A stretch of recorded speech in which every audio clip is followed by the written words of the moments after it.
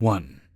Between 1996 and 2002, my family lived in a 3-bedroom, 1 full bath apartment. I had many strange coincidences occur on this rental, and we lived there until my parents bought their first house. I hated the large unfinished basement because it scared me and gave me that someone is watching me feeling. I avoided it as much as possible. Then my dad started to punish my sister and me by putting us on timeout in the basement without lights when we were super bad. Yay for 90s punishments, right?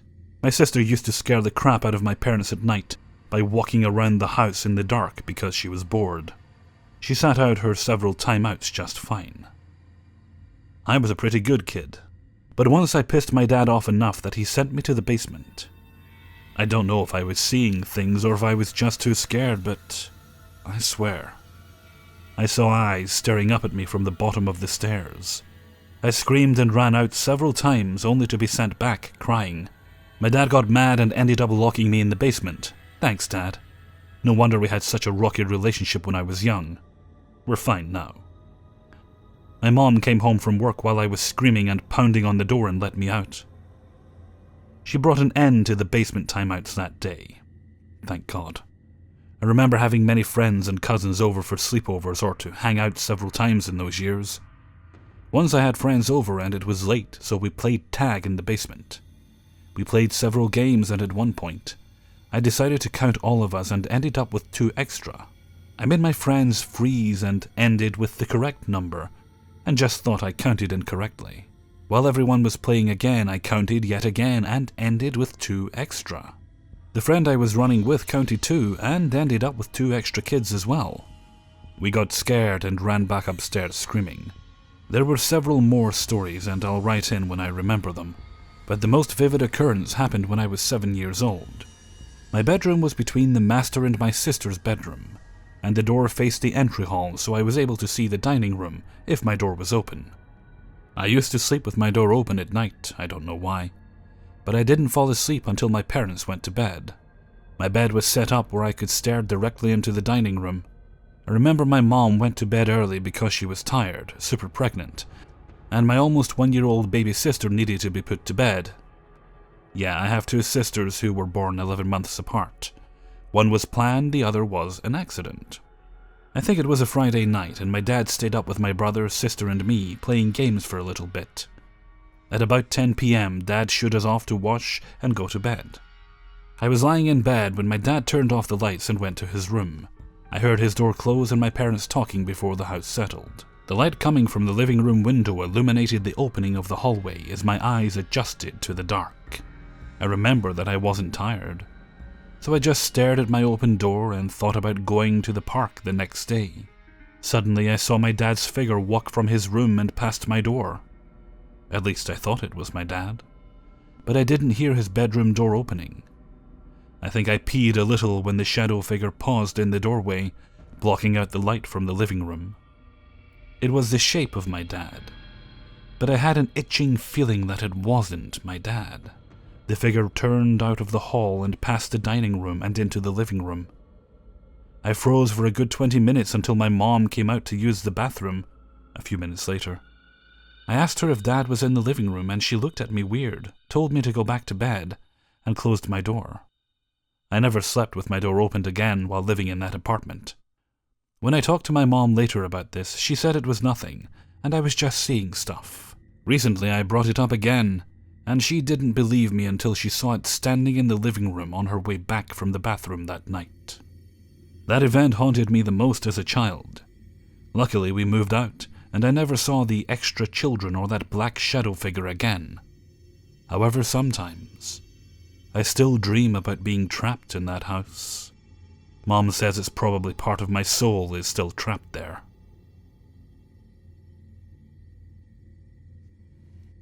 2. Growing up, I didn't know that my maternal grandma was actually my step-grandma. As I got older, I learned about how my mom's real mom died of an illness and a broken heart. My mom grew up in Thailand and my grandfather was a player. He married my step-grandma only a month after my real grandma died. While he started a new life with his new wife, my great-grandma raised my mom. Anyway, I didn't encounter my real grandma until my mom's health started failing when I was 10 years old. My parents' relationship was rocky then, and my mom became severely depressed.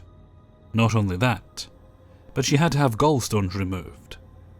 During the time my mom was in hospital, my paternal grandma, or my maternal great-grandma, stayed with me and my siblings while my dad was at work, or with my mom at the hospital. I remember seeing flashes of a beautiful, pale white woman with long, straight black hair and bright red lips in my dreams. Her eyes were so dark and endless when I looked into them. And her hands. Her nails were so long and dark. She always wore a large V-neck black dress, and she was always standing in, well, nothing really. It was just all white. I know it sounds like I'm describing Snow White, but that was what she really looked like. I didn't feel any malevolence from her, but I didn't feel any love either. It was like there were no feelings left in the world. I didn't think anything of these flashes and ignored them for the most part. My mom wasn't very lucid because of all the different medications she was on. When she came home from the hospital the first time, she called my younger sister that girl, and she would use the TV remote as a calculator and ask me why it wasn't working. I knew something was wrong when I found her beloved gold watch in the garbage and asked her why she threw it away. Mom stared at me, and then the watch I picked up and threw it away again. I ended up keeping the watch and gave it to her later. She stayed in the mental ward for a little while because of her depression and was actually on suicide watch. I didn't see her much during this time. I think it was because my dad didn't want me to see my mom that way. The last time she came home, she was a lot better, and she recognized us right away, and life went on. After my parents bought their first house when I was 12, my mom had an accident at work and had to have hand surgery. Her depression returned because of the death of my great-grandmother and more marital issues. Along with that, her gallstones became so severe that the doctors decided to remove her gallbladder entirely. I remember sitting in the living room with my siblings one night while my paternal grandma cooked dinner. We were just watching dinner when I saw her from the corner of my eye. The pale woman with the red lips peeking out at us from the hallway. Every time I tried to look for her, she wasn't there. But when I turned my attention back to the TV, she was right there, watching. I wanted to scream. I wanted to hide. Instead, I fell off my chair. As the oldest, I didn't want to scare the crap out of my younger siblings, so I didn't say anything. After my mom recovered from surgery and many family therapy sessions later, I finally told my mom about seeing the lady. She said, "That's my mom." She told me that she saw her mom a lot when she was stressed or going through a hard time, so it wasn't strange that I would too during my mom's hardest time. Mom told me that her mom was the most beautiful girl in her village back in Thailand. Real grandma had beautiful long hair that was admired by anyone who saw her. She died long before I was born, so I've never seen her, nor does my mom have a picture of her. Mom remembers her through memories as a child and what other people have told her. Life went on, but my real grandma paid me a few visits. Surprisingly, only when I was rude to my mom. Once my mom asked me to help her in the vegetable garden. I went with her, but took a nap in the car instead. Long story short, in my dream state a sense of sleep paralysis happened, and I get those occasionally. But I knew this wasn't just a normal paralysis when I saw the dark eyes and that long, sleek hair and those red lips. I was sitting in the passenger side of the car, and my surroundings were just as they were when I was awake, and I could see my mom in the distance, weeding her garden. I think the scariest part was that real grandma was in the seat behind me and had her hands around my throat. She was squeezing the life out of me while I fought to get away. Subconsciously, I didn't hear her say anything, but for the first time I was scared of her, so I promised her that if she let me go, I would go help my mom. A second later I woke up. I raced out of the car and didn't waste a second in going to help my mom. I haven't seen her much in recent years since my family is doing so much better, but sometimes I feel like I can sense her around my mom. Anyway, I haven't seen my real grandma in a while, but Mom still gets visits. A few years ago, when my mom actually found her maternal uncle, the first thing he said when he talked about real grandma was how beautiful she was and how men would travel miles just to woo her. He told us that real grandma loved my grandpa. They had 3 children before my mom, and after they all died, my real grandma got really ill and had a difficult birth with my mom, because they lived in the mountains of Laos at the time. There wasn't sufficient medical care for her, and she died. My mom's uncle said he might have a picture of real grandma, but he still hasn't reached out, and if he has, my mom hasn't shown it to me. However, even without the picture, that woman I keep seeing is her. I feel it bone deep. 3. My youngest brother is 14 years younger than me. When he was about 4 or 5, I went off to college and only came home a few weekends or during long holiday breaks. My brother made a habit of sleeping in my bed with me when I was home, and I didn't mind because we were, and still are, very close. The house itself was built in the early 2000s, and we were the second family to live there. I've experienced a few paranormal encounters there, but this one baffled me the most in that house. The basement of my parents' house was large and finished. My bedroom was the only bedroom in the basement, and was really only used by me when I came home, or when my parents had guests over. One weekend I came home exhausted, so I went to bed around 8 p.m. My brother followed me, and after washing up, we lay down in my bed and chatted about this or that. I was nodding off when my brother asked me if he could go upstairs, since Mom was still awake. I left my door open sometimes so he could hear my mom upstairs, but I was tired and didn't want him waking me up when he climbed back into bed later, so I told him to stay in bed. I remember him giving in, and he tucked himself in next to me. My brother is a very weird sleeper, where he turns his entire body at night, and sometimes ends up sideways or with his head at the foot of the bed. Per usual, he kicked me at night, turning, and I woke up a few times to move him back into place. The next day was Saturday, so my brother got up pretty early for his TV shows. I was still sleepy, but I remember him asking if we could go watch TV. I tried to get him to stay, but Power Rangers and Pokemon won, and he ended up sneaking off to go watch TV. I passed out again, and didn't wake up till much later. My mom and siblings were pretty much all awake and watching TV when I went upstairs for breakfast. I was complaining to my mom how much my brother kicked and turned last night, when she said, "Your brother slept with me last night." I think I lost my soul and died for a good 5 seconds. My brother confirmed that he slept with my mom last night. I guess when I didn't let him go watch TV with my mom, he waited until I fell asleep and snuck off. Since my dad was away that weekend, he slept with my mom to keep her company, and got up with her in the morning for his Saturday morning shows. I swear he was in bed with me the night before. I felt him moving at night, and earlier in the morning when he left the bed to go watch TV. I had a restless sleep because he was shifting all over the bed last night. If it wasn't him, who else? Who did I talk to that morning? 4. My aunt and uncle lived in a haunted house. Let's call them Jane and John Doe for anonymity's sake. Apparently they got the house cheap as the previous owner committed suicide at the top of the stairs via hanging. They didn't believe in ghosts or anything like that, and a cheap house is a cheap house. It's a large, detached 3-bedroom home. It has a living room, dining room, and kitchen downstairs with a garden that circled the entire building. I'd love a house like it too, especially with it being cheap. They still live there now and don't mind the ghost, as all she apparently does nowadays is turn on appliances, lights, and open the drawers or cupboards. But the story I'm going to write is a mildly amusing one that happened to my uncle, and the first ghostly occurrence that happened. My uncle woke up in the middle of the night, and he saw a woman with long blonde hair standing at the bottom of the bed, staring at the wall that led to their son's bedroom. My uncle, a little confused, said to her, "Jane, what are you doing? Come back to bed."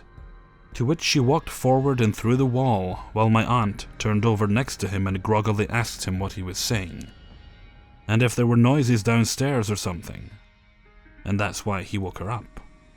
He immediately ran into his son's room and saw nothing out of the ordinary, except for a rather abruptly awoken toddler who was now crying because Daddy just burst into his room for no reason in the dead of night.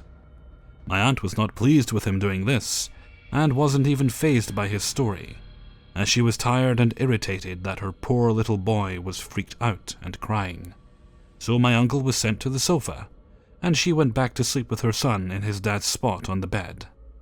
For a bit of extra on that place, many years later they had a very old, sickly and weak, beautiful German Shepherd doggo that my mother had to dog sit along with the house when my aunt and uncle went for trips to wherever.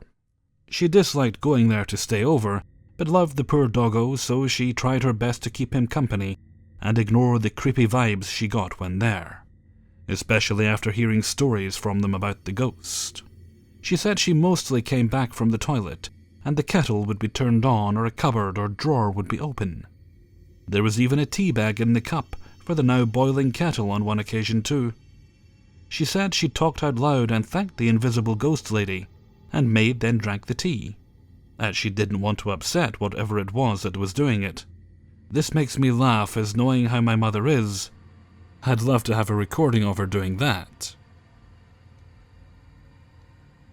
5. My parents built a house in the city, an hour away from my grandparents' house that I grew up in. I transferred to a Catholic school in 5th and 6th grade. That town is known as a place where they throw people with leprosy.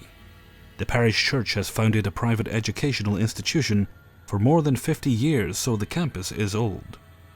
It's normal during the day, but it feels different when it's late in the afternoon. I didn't know it at first, but ever since, I was wondering, why is there a ruin of a sink and countertop in the corner of the building, just outside our classroom? There was also a small creek behind the building. Our section's classroom was kind of isolated because it was in the basement, or lower ground floor, so the solid wall is only half and the other is semi-open, with metal mesh to keep the room bright, and it has its own toilet.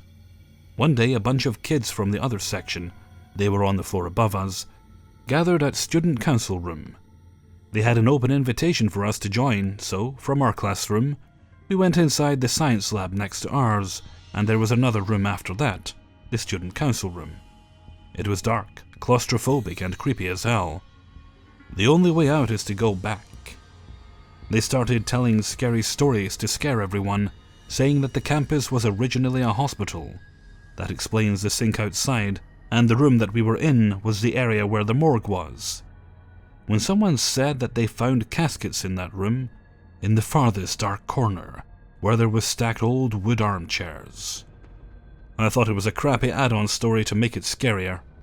Suddenly a girl shrieked in horror, and everyone started to run out of the room. I ran along, not knowing why that I even hurt myself. She was in tears because she said that the drawing in the blackboard, a woman holding a torch, moved her hand into a different position. I didn't know if it's true, but the coincidental thing was that there was a big black butterfly or black mariposa flying around our classroom. That was amusing. I don't know if I should believe it or not. Now, I don't remember if this other experience is months before or after that happened. I was having a nightmare and our classroom was the place I'm in. Remember the toilet?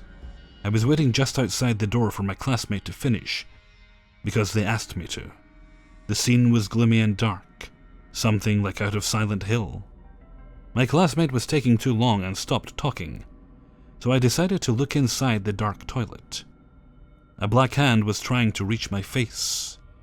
I woke up in a cold sweat and trembling. In a split second I felt something behind me. When I turned to look, I only needed to see in the corner of my eye that it was a dark mess. I immediately turned my back again, facing the wall, and prayed as hard as I could. When it felt safe after a minute, there was nothing. I could have heard if someone ran out of our room, because it is longer than it is wide. I knew it wasn't my brother or my mother. They never did anything like that. I'm always the one who gets out of bed last. Hey everybody, Hellfreezer here, and thank you very much for listening to 5 True Scary Subscriber Stories, episode 66. Thank you very much to everybody who allowed me to use their stories in this video. If you yourself have a story you'd like to send in, then you can find the link in the description of this video. The email address is kingofthecities@gmail.com. I'm also going to start taking suggestions for the next Q&A. Episode 300 of my regular True Scary Stories series will be coming up in a couple of months' time, and I think by then we might be ready for another Q&A session, so I'm going to be taking them over the next couple of months. We'll gather a nice long list of questions, and I'll get to answering them for you guys. Some people did miss the last Q&A, and so just pop them in the comments. Any video I mention it in, I screen cap them and save them up for when it's time to record. Okay, and with that I'm going to head off for now. So until next time, thank you very much for listening, and take very good care of yourselves.